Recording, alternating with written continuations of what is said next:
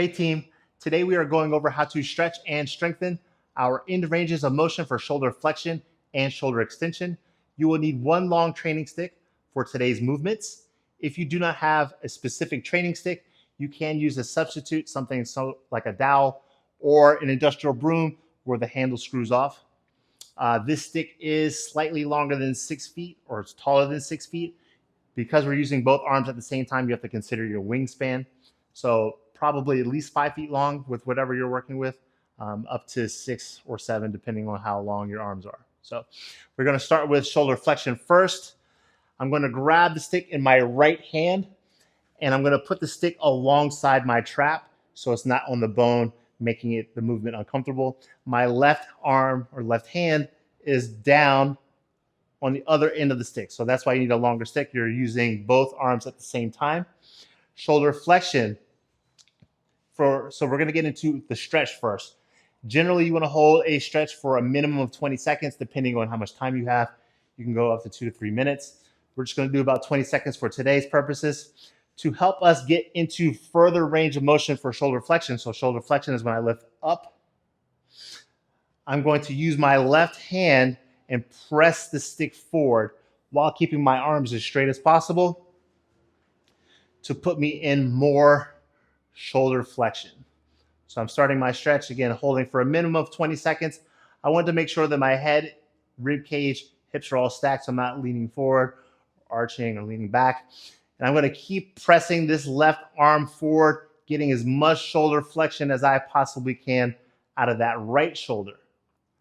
Once you get to about 20 seconds, what you're going to do is you're going to actively pull the stick apart to work on isometrically strengthening that end range of motion for shoulder flexion. You'll hold this for about 5 seconds, and then we're going to shorten the stick. So it's almost like you're trying to crush the stick by pulling it together or pushing it together. And again, we're holding for about 5 seconds. We're going to do 3 of each direction. So this is our second rep, pulling the stick apart for 5, 4, 3, 2, 1. Shortening the stick for 5, 4, 3, 2, 1. See if you can get a little bit more. Pull the stick apart for 5, 4, 3, 2, 1. And shorten the stick for 5, 4, 3, 2, 1. Release the tension and slowly come back towards the starting position. You can release the grip if you need to, stretch it out. Now to get into shoulder extension, I'm going to use this right hand and I'm going to push down again over the trap to get my left arm into shoulder extension. So I'll start pressing the right hand down, right arm down. I'm lifting my left arm into shoulder extension. Once I get to my end range, again, I'm holding this stretch for approximately 20 seconds. Again, depending on how much time you have, you can go up to 3 minutes. Once we get to about 20 seconds, we're going to do something similar like we did, or the exact same thing that we did with the shoulder flexion. We're going to actively pull the stick apart and hold for 5, 4, 3, 2, 1, and shorten the stick for 5, 4, 3, 2, 1. Pull the stick apart about 50% of your maximum tension, holding for 5, 4, 3, 2, 1, and shortening the stick. 50% tension. 5, 4, 3, 2, 1. Last one each, pulling the stick apart. Smooth deep breaths, keeping that nice stacked position. Last one, shorten the stick for 5, 4, 3, 2, 1. Now from here, I use my left arm to return back towards the starting position. And now I'm going to switch hands so we get both sides. You may feel a little bit stretched in that arm and that shoulder like I just did. Completely normal. So again, now the left hand is on top. The right hand is on bottom. So I'll show you from the opposite side that we showed from the first side. Actually, so here, excuse me. So again, if I want shoulder flexion out of the left, I'm going to press forward with the right. Press forward with the right. As I press forward again, I want to make sure that I'm not arching or extending at the spine. I'm just letting that shoulder go back as far as it comfortably can.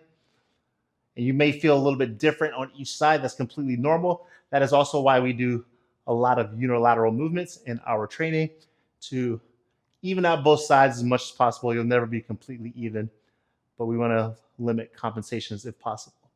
So now that we're about 20 seconds in, we're going to pull the stick apart for 5, 4, 3, 2, 1, and shorten the stick for 5, 4, 3, 2, 1. 2 more each direction, pulling apart for 5, 4, 3, 2, 1, and shortening the stick for 5, 4, 3, 2, 1. Last one each, pulling apart for 5, 4, 3, 2, 1, and shorten one last time. 5, 4, 3, 2, 1.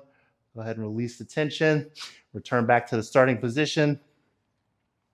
Now for shoulder extension for the right.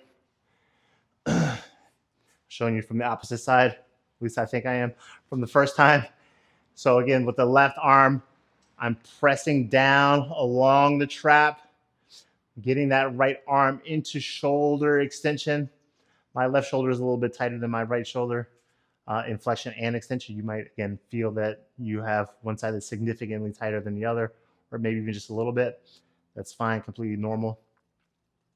Smooth, deep breaths. Keep pressing down as much as you comfortably can, getting that end range stretch.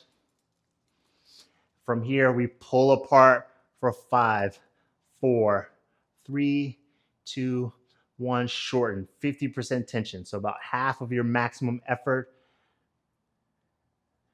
And now we're pulling apart for 5, 4, 3, 2, 1. Shorten the stick for 5, 4, 3, 2, 1. Last one each. Pull apart. 5, 4, 3, 2, 1. Shorten for 5, 4, 3, 2, 1. Release the tension. Return back to the starting position. And that's it. So this is a good way, again, if you're an athlete, traditional athlete, if I'm working shoulder flexion, so if I'm trying to catch something up high, if I'm a swimmer, or if I'm a swimmer going through shoulder extension, if I'm receiving the track and field baton, shoulder extension, if I'm doing traditional weightlifting, snatching, barbell, or kettlebell, shoulder flexion, this is a good warm-up to get the shoulders prepared for whatever movements that you are going to entail with shoulder flexion and shoulder extension. So if you find this information useful, please like, share, and subscribe.